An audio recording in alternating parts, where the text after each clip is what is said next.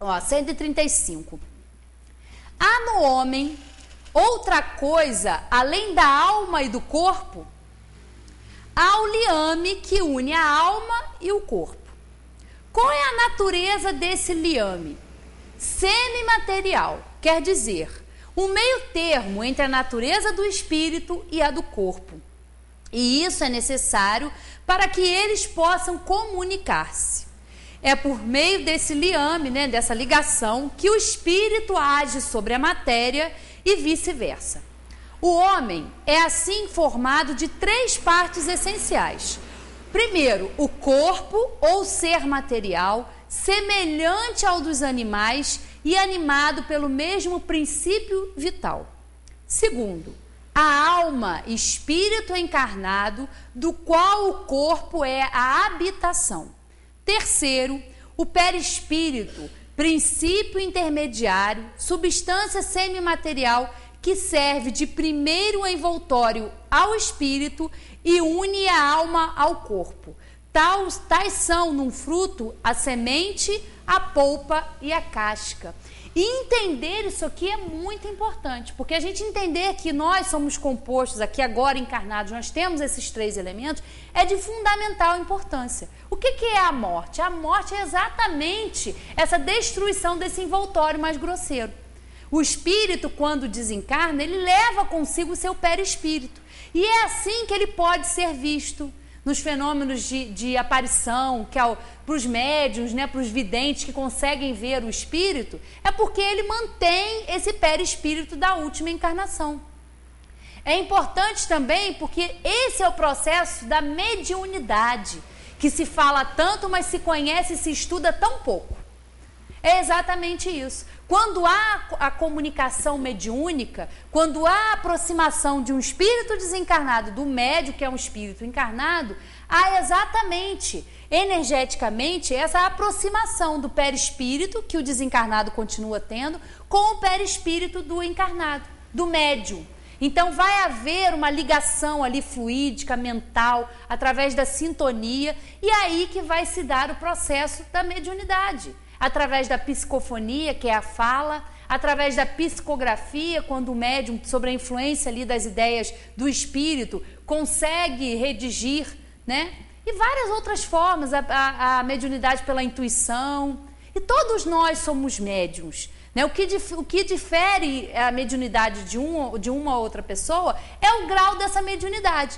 Tem pessoas que são mais refratárias, que têm mais dificuldade, tem outras que são mais sensíveis, mais abertas, têm uma mediunidade mais aflorada. Mas todos nós somos capazes de nos comunicar com esses espíritos desencarnados. Esse intercâmbio, essa convivência de encarnado com desencarnado, ela é comum. Paulo já dizia que nós estamos cercados de uma nuvem de testemunhas. Nós jamais estamos sozinhos. Nem naquele momento que a gente está com aqueles pensamentos mais secretos que a gente quer esconder da gente mesmo, ali os espíritos estão presentes. Por isso que a gente pode dissimular para o encarnado, porque ele não está vendo. Agora, para o desencarnado, não tem como esconder. Eles nos conhecem muito bem. A gente pode estar com aquela boa intenção, mas no fundo eles estão vendo. Você está dando um de bonzinho, mas você não é bem isso, não. Então, a gente está o tempo todo sobre a influência dos espíritos. Nós influenciando os desencarnados nos influenciando. E é uma influência mental, por isso é importante os pensamentos. Vigiar os pensamentos. Jesus já recomendava, orai e vigiai. Orar, porque através da prece a gente pode pedir a ajuda do nosso anjo da guarda, dos espíritos bons que nos auxiliam, e vigiar. Não adianta só a gente viver em oração e sair falando mal de todo mundo, gostar de uma fofoquinha, gostar de falar da vida alheia, se comprazer com coisas, desejar o mal para o outro. Não adianta nada. A gente vai orar, mas a gente não vai estar praticando. Então essa realidade, ela existe. E é importante para a gente saber, porque quanto mais a gente sabe, a gente pode. E a gente começa a observar quando a gente está estranho, quando vem uma sugestão. Às vezes a gente está harmonizado, está bem, começa a sentir alguma coisa estranha, um mal-estar. Claro que o primeiro fator, que o primeiro a gente tem que fazer é procurar um médico para ver se aquilo ali não é orgânico, não é algum desequilíbrio no nosso corpo. Mas não sendo isso, é o lado espiritual. São influenciações que nós estamos tendo. Então nós temos que higienizar a mente, vibrar positivamente. E nessa situação que nós estamos vivendo aqui em Friburgo e na região, isso se aplica muito bem. Nós temos que olhar tudo isso, e é impossível, porque foi tanta destruição que por mais que a gente queira, a gente não consegue olhar e não se deparar com alguma coisa que está destruída, com alguém que não sofreu, que não perdeu a sua casa, que não perdeu um ente querido. Mas é necessário, e é caridade da nossa parte, orar por esses irmãos que desencarnaram e também modificar o clima mental da nossa cidade. As pessoas se comprazem em ir nos lugares onde desabou, virou ponto turístico, mas que coisa macabra, que coisa horrível. E fotografar a destruição, que prazer se tem nisso? Nenhum. Não se lembra de orar. A gente está vendo aí, hoje mesmo de manhã eu estava comentando sobre isso, estava passando lá no programa na televisão, mostrando o caso daquela menina, né, da Lavínia, que foi assassinada. As pessoas se comprazem naquilo ali, ficam assistindo aquilo ali, se envolvendo naquilo ali, sem lembrar de pegar e fazer uma prece por aquela menina, por aquele espírito, por aqueles que estão ali envolvidos, porque nada é por acaso. Né? O pai, a amante, a mãe, tudo é um núcleo familiar, como nós estávamos falando aqui, em que aconteceu isso.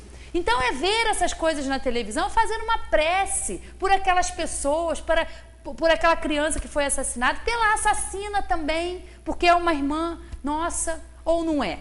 Ah, não, a gente vê as pessoas, a população se inflamando com raiva, com ódio, querendo fazer justiça com as próprias mãos. Não é assim que funciona, meus queridos, não é assim.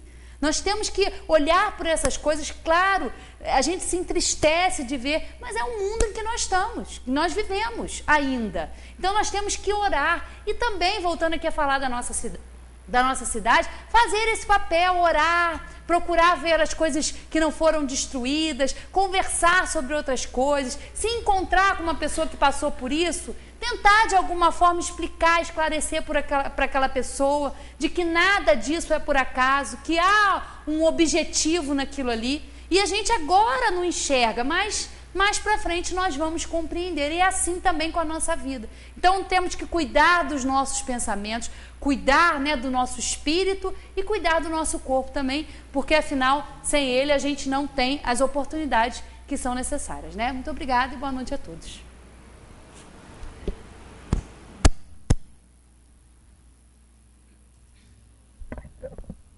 Bem, queridos, vimos aí quantas reflexões nós podemos levar para casa, quanto material nós temos aí.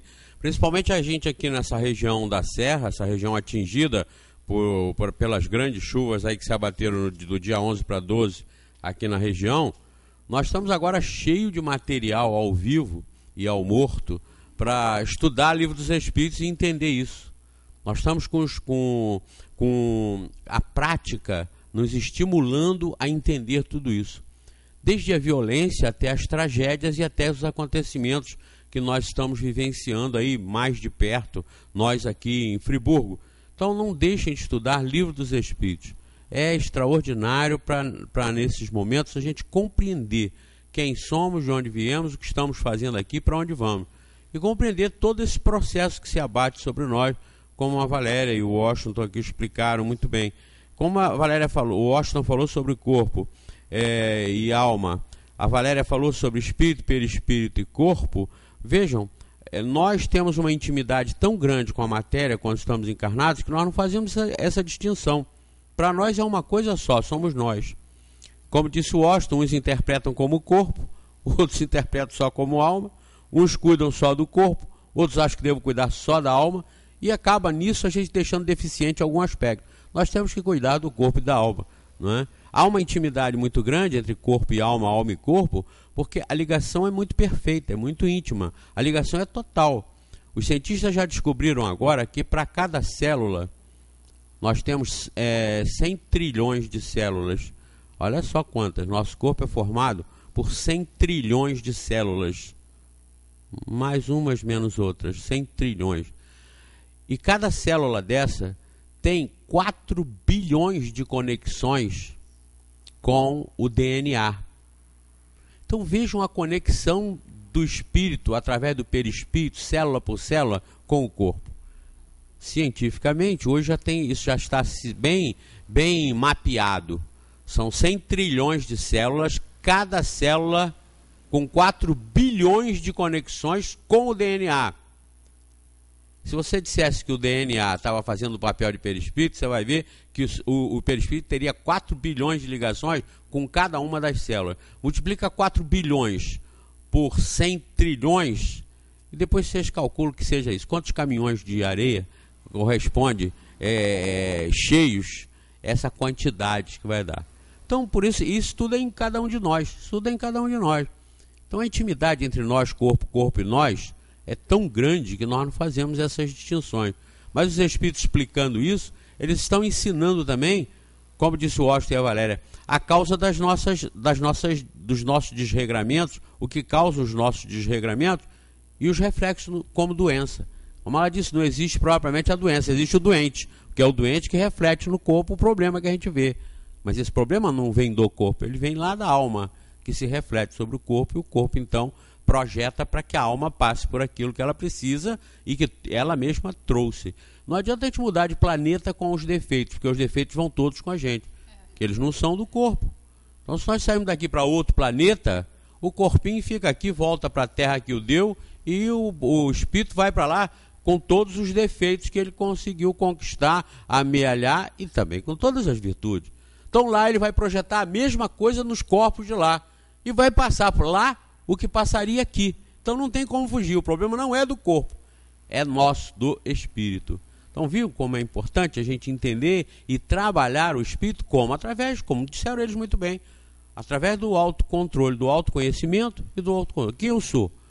E aí você começa a olhar no espelho e ver, eu não sou coisa tão boa como eu pensava. E aí você começa a perceber que realmente você tem falhas que, se você não se frear, não conseguir dominar, vão continuar com você te fazendo sofrer para sempre, enquanto você não reagir com relação àquilo.